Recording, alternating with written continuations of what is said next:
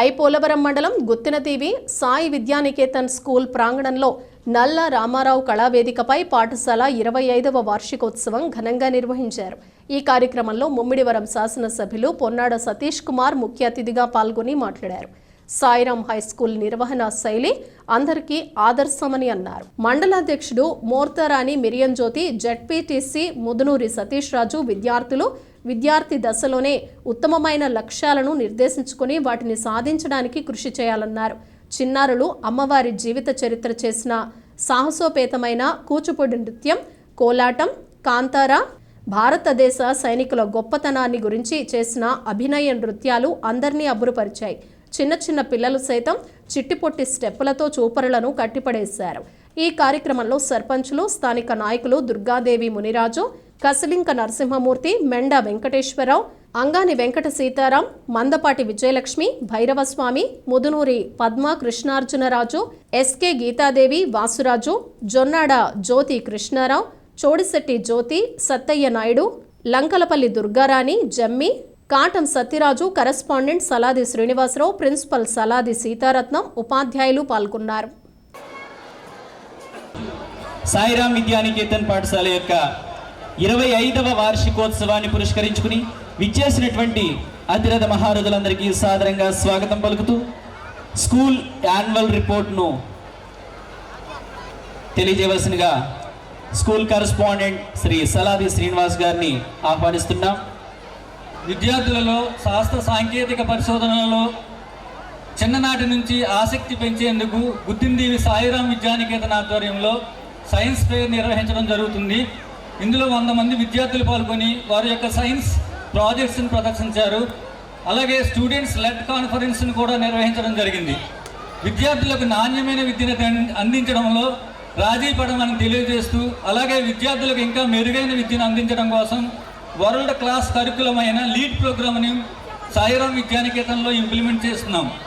ఈ ప్రోగ్రాం ద్వారా విద్యార్థులకు ఇంగ్లీష్ కమ్యూనికేషన్ ఇంప్రూవ్ చేయడానికి మ్యాథ్స్ అండ్ సైన్స్లలో కాన్సెప్ట్స్తో బోధన ఉంటుంది. అలాగే ఇంటర్నేషనల్ స్టాండర్డ్స్తో పాఠ్యాంశాలు ఉంటాయి. దీనివల్ల భవిష్యత్తులో విద్యార్థులు ఉన్నత శిఖరాలు అధిరోధించడానికి, జాబ్ సంపాదించడానికి ఈ ప్రోగ్రాం డిజైనింగ్ ఉంటుంది. దీనిలో భాగంగా అన్ని క్లాస్ రూమ్స్లో స్మార్ట్ టీవీ, ట్యాబ్తో అనుసంధానం చేయబడి విద్యా బోధన ఉంటుందని తెలియజేస్తున్నాం. 10-15 సంవత్సరాలుగా ఈ వార్షికోత్సవ కార్యక్రమానికి మిత్రులు మన శ్రీని గారు నన్ను ఎప్పుడు ఆహ్వానిస్తూ ఉంటారు. ఇవాళ అయితే నాకు చాలా పనులు ఉన్నాయి, నేను రానంటే రానని కూడా అన్నాను. నేను తప్పదు, ఒకసారి వచ్చి పేరెంట్స్ అందరూ ఉంటారు, ఒకసారి వచ్చి కనిపించాలండి అని అంటే నాకు ఎన్ని పనులున్నా కూడా ఇవాళ రావడం జరిగింది. ముందుగా మీ కల్చరల్ ప్రోగ్రామ్స్కి ఆటంకం కలిగించినందుకు మన్నించమని కోరుకుంటూ ఈనాటి కార్యక్రమానికి నాతో పాటు ముఖ్య అతిథులుగా విచ్చేసిన మిత్రుడు సతీష్ గారికి, అలాగే మన మిరియం జ్యోతి గారికి, అలాగే మన సీతారాముడు గారికి, వేదికను అలంకరించిన ఎంపీటీసీలు, మన సొసైటీ అధ్యక్షులు, వివిధ గ్రామాల నుంచి వచ్చేసిన అతిథులందరికీ కూడా ముందుగా స్వాగతం సుస్వాగతం తెలియజేసుకుంటూ, చాలా సంతోషం.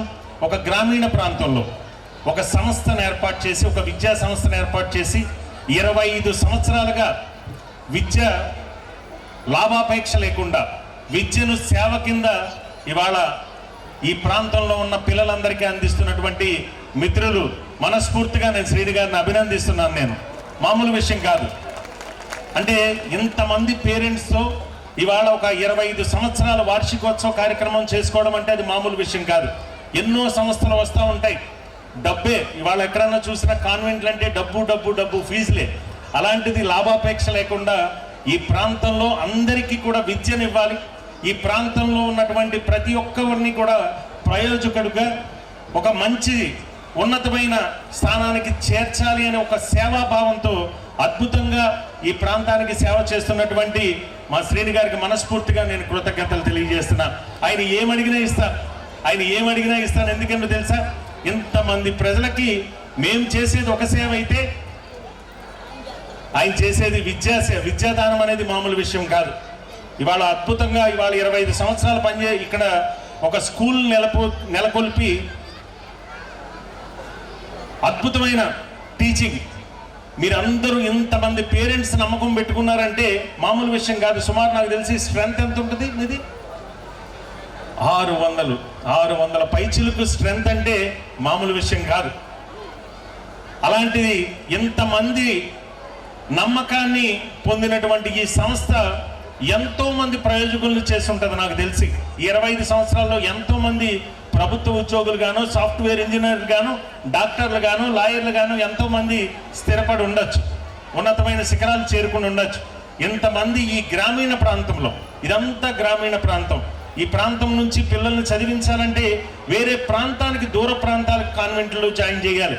అలాంటిది మీ గ్రామంలోనే ఇవాళ ఒక సంస్థను నెలకొల్పి ఉత్తమ సేవ విలువలతో కూడిన ఒక విద్యను అందిస్తూ మీ అందరికీ కూడా ఈ ప్రాంతంలో మీ నమ్మకాన్ని పొందడం అంటే అంత మామూలు విషయం కాదు.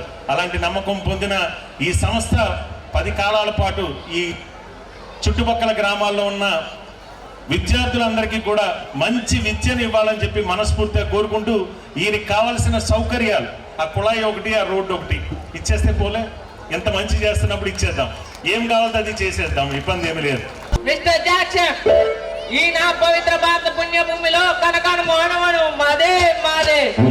నా భారత గడ్డపై నీతులకు మీలాంటి విదేశీయులకు అధికారం, హక్కు లేదు, రాదు అని గ్రహించండి. మీరు ఊపిరితో ఉండాలనుకుంటే నా పవిత్ర భారత పుణ్యభూమిని వదిలి మీ దేశానికి పారిపోండి.